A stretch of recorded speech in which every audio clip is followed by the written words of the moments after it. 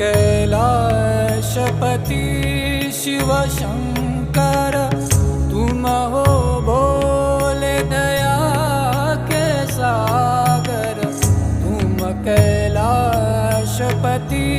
शिव शंकर, तुम हो भोले दया के सागर। दूर करो सब दुख हमारे,